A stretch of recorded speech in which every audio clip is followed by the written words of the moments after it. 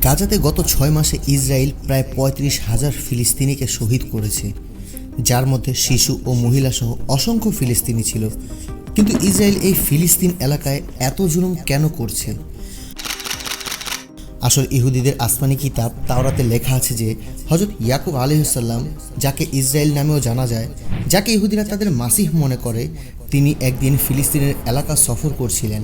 রাস্তায় তিনি বিশ্রামের জন্য একটি পাথরের উপর মাথা রেখে শুয়ে পড়েছিলেন এবং তিনি এক স্বপ্ন দেখেছিলেন, এবং এই স্বপ্নকে ইহুদিরা তাদের জীবনে অত্যন্ত গুরুত্বপূর্ণ একটি অধ্যায় বলে মনে করে। তিনি স্বপ্নে দেখলেন যে পাথরের মাথা রেখে তিনি ঘুমাচ্ছিলেন সেখানে জমিন থেকে আসমানের দিকে কয়েকগুচ্ছ আলোর ফুলকি উঠে যাচ্ছে, যার মধ্যে অসংখ্য ফেরেশতা উপরের দিকে ও নিচের দিকে আসা যাওয়া করছে। অতঃপর হযরত ইয়াকুব আলাইহিসসালামের ঘুম ভেঙে গেল।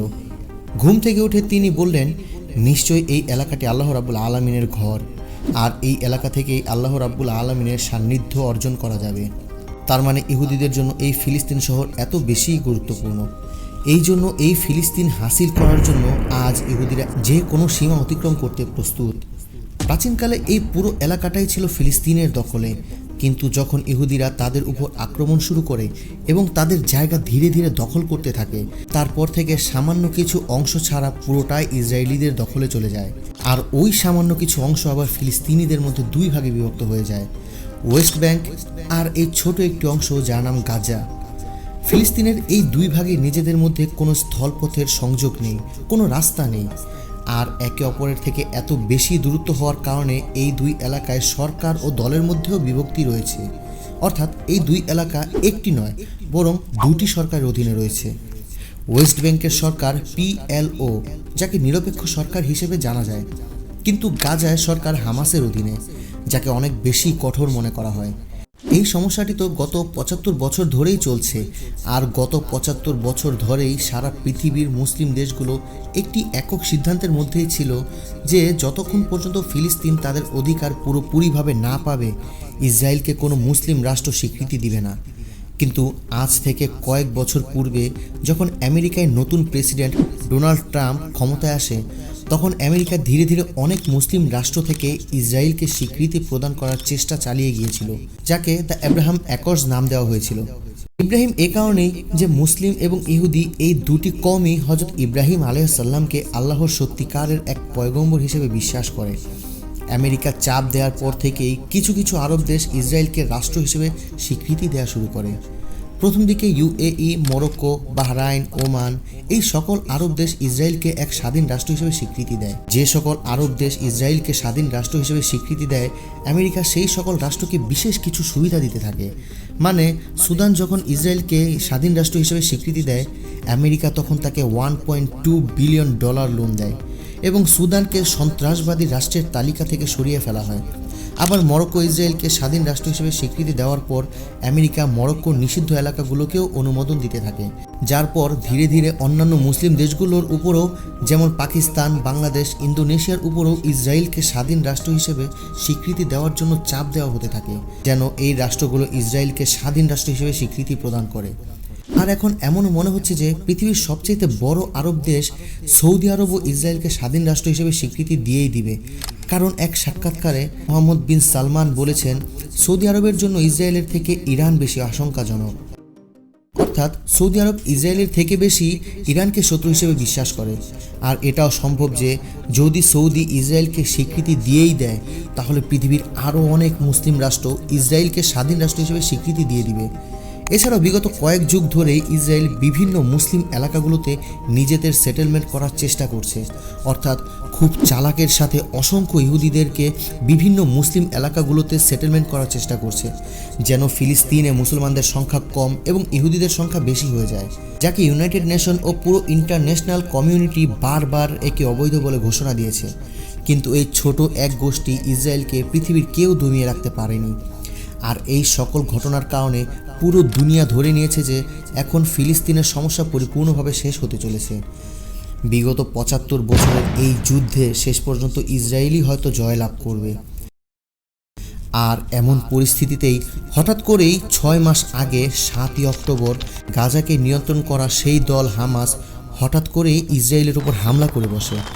আর হামাসের ফাইটার্স ইসরায়েলে প্রবেশ করে এবং তারা সেখানে 1130 জন ইহুদিকে হত্যা করে আর গাজার আশেপাশে প্রায় 24 কিলোমিটার জায়গা দখল করে নেয়, যা ইসরায়েলের জন্য অনেক বড় একটি জায়গা। আর 150 জন ইহুদিকে বন্দি করে গাজা হোস্টেজ বানিয়ে নিয়ে আসে, যার ফলে পুরো দুনিয়ায় এই খবর ছড়িয়ে পড়ে যে হামাস ইসরায়েলের উপর অনেক বড় টেরোরিস্ট অ্যাটাক করেছে এবং অনেক শিশু ও নারীকে হত্যা করেছে। যদিও তার কিছুদিন পর ইসরায়েল স্বীকার করে নিয়েছিল যে তাদের সেনাবাহিনীর কিছু দুর্বলতা ছিল, যার কারণে হামাস এই আক্রমণ করতে পেরেছিল।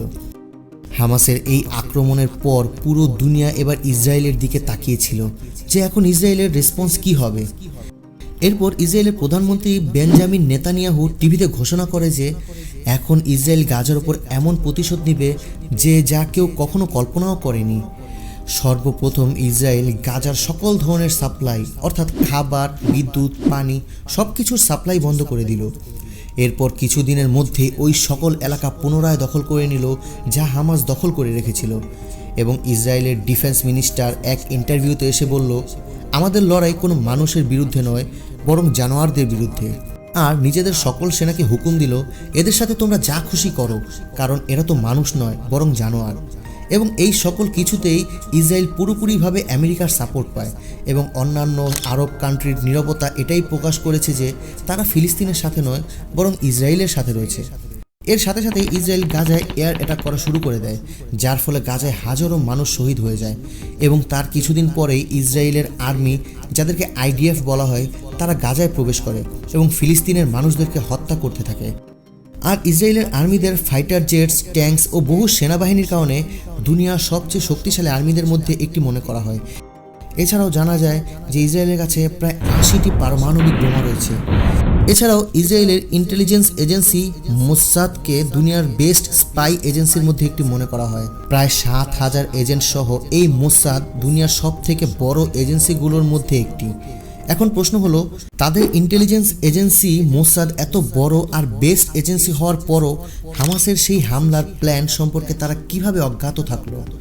আর এখানেই কিছু মানুষের ধারণা যে হতে পারে হামাস ইসরায়েলের সাথে হাত মিলিয়েছে আর এটা তাদের অনেক বড় একটি ষড়যন্ত্র। কারণ হামাস কী ভেবেছিল, তারা যদি ইসরায়েলের উপর এত বড় হামলা করে তাহলে ইসরায়েল কি করবে তাদের সাথে? যাই হোক, শেষ পর্যন্ত ইসরায়েলের সেনাবাহিনী গাজায় প্রবেশ করে। গাজার 3টি বড় শহর গাজা সিটি, খান ইউনিস এবং রাফা। সর্বপ্রথম ইসরায়েলি ফোর্স এই 3টি শহরের মধ্যে সকল সংযোগ বিচ্ছিন্ন করে দেওয়ার চেষ্টা করে এবং পুরো দুনিয়ার সামনে ফিলিস্তিনিদের উপর অত্যাচার করা শুরু করে, যার মধ্যে এখন পর্যন্ত তারা প্রায় 35,000 ফিলিস্তিনিদের শহীদ করে এবং এই সংখ্যা খুব দ্রুত এখনও বেড়েই চলেছে। ইসরায়েলের এয়ারফোর্স ধীরে ধীরে ফিলিস্তিনের অনেক হসপিটালগুলোকে টার্গেট করা শুরু করে। এই সকল কিছুর কারণে বারবার ইউএন সিকিউরিটি কাউন্সিলের মিটিংয়ে ইসরায়েলের এই জুলুমের বিরুদ্ধে বিভিন্ন বিশ্লেষণ পেশ করা হয়। যখনই কোনো রাষ্ট্র এই বিশ্লেষণ পেশ করে তখনই আমেরিকা ভেটো দিয়ে তা শেষ করে দেয়। এই পরিস্থিতিতে ইসরায়েলকে তার সাপোর্টাররা সারা দুনিয়া থেকে পুরোপুরিভাবে সাপোর্ট করেছে, যেমন ইউএসএ ও সকল ইউরোপিয়ান কান্ট্রি। কিন্তু ফিলিস্তিনের সাপোর্টার, যার সবচেয়ে বড় দায়িত্ব রয়েছে আরব কান্ট্রিগুলোর মধ্যে এবং তারপর অন্যান্য সকল মুসলিম রাষ্ট্রগুলোর, এই আরব কান্ট্রিগুলো ফিলিস্তিনের জন্য কোনো অ্যাকশন নেয়নি। এবং সেই আরব রাষ্ট্রগুলো যারা আজ থেকে কয়েক বছর আগেও ইসরায়েলের বিরুদ্ধে যুদ্ধ করেছিল এবং খুব শোচনীয়ভাবে পরাজয় বরণ করেছিল, কিন্তু এবার তারাও কোনো অ্যাকশন নিচ্ছে না। এদিকে যখন সকল মুসলিম রাষ্ট্রগুলো ফিলিস্তিনের এই সমস্যাকে ইগনোর করছে, তখনই দুনিয়ার সকল মুসলমানগণ ইসরায়েলের বিরুদ্ধে নিজেরাই অ্যাকশন নেওয়া শুরু করে দিয়েছে। আর এভাবেই ধীরে ধীরে পুরো দুনিয়া ইসরায়েলের বিরুদ্ধে প্রতিবাদ করতে শুরু করে। ACLED এর এক রিপোর্ট অনুযায়ী এখন পর্যন্ত পৃথিবীতে যত প্রতিবাদ হয়েছে তার মধ্যে 14% ইসরায়েলের পক্ষে হয়েছে, আর বাকি 86% প্রতিবাদ শুধুমাত্র ফিলিস্তিনের পক্ষে হয়েছে। পুরো মুসলিম বিশ্ব ইসরায়েলের বিরুদ্ধে শুধু প্রতিবাদ নয়, বরং আরও একটি অ্যাকশন নেয়। মুসলমানরা ইসরায়েলের সকল কোম্পানিগুলো অথবা যে সকল কোম্পানি ইসরায়েলকে সাপোর্ট করে সেই সকল কোম্পানিগুলোকে বয়কট করতে শুরু করে, যার মধ্যে অনেক বড় বড় কোম্পানি রয়েছে, যেমন Coca Cola, McDonald, KFC, Pepsi, Nestle ইত্যাদি। এখন দুনিয়ায় 57 মুসলিম রাষ্ট্র এবং 2 বিলিয়ন মুসলমান অর্থাৎ 200 কোটি মুসলমান যদি কোনো কোম্পানিকে বয়কট করে, তাহলে তো এমন হওয়ার কথা ছিল যে সেই কোম্পানি পুরোপুরি শেষ হয়ে যাবে। কিন্তু এই বয়কটের ফলে প্রথম দিকে হয়তো এই কোম্পানিগুলোর কিছু ক্ষতি হয়েছে, অর্থাৎ তাদের বিক্রি মুসলিম রাষ্ট্রগুলোতে অনেক অংশ কমে গেছে, আর স্টক এক্সচেঞ্জেও এই কোম্পানির শেয়ার প্রাইস কিছুটা নিচের দিকে চলে গিয়েছে। কিন্তু শুধুমাত্র কিছু অংশ নিচে যাওয়ার পরই ধীরে ধীরে সব কিছু পুনরায় আগের মতো স্বাভাবিক হয়ে গেল। আর এই বয়কটের ফলে এই কোম্পানিগুলোর উপর তেমন কোনো প্রভাব পড়তে দেখা যায়নি। এখন এমনটা কেন হলো? এর দুটি কারণ হতে পারে। হয় পৃথিবীর এই 200 কোটি মুসলিমের কোনো কিছু বয়কট করা এমন যে এর ফলে কারো উপর কোনো প্রভাবই পড়ে না, আর না হয় মুসলমানরা এই কোম্পানিগুলোর বয়কট সঠিকভাবে করতেই পারেনি। 7 অক্টোবর ইসরায়েল অ্যাটাকের পর ফিলিস্তিনের উপর ইসরায়েলের এই জুলুমের প্রতিবাদ কেবলমাত্র একটি রাষ্ট্রই করেছে, আর সেই রাষ্ট্র হলো ইরান, যার কারণে ইসরায়েল দামেস্কে ইরানের ঘাঁটিতে হামলা করে। ইরান যার পুরোপুরি প্রতিবাদ করেছিল। কিন্তু যেহেতু ইসরায়েল এই যুদ্ধ খুব সহজেই জিতে যাচ্ছিল, তাহলে তাদের ইরানের উপর হামলা করার কী প্রয়োজন ছিল? এর পেছনেও দুটি কারণ হতে পারে।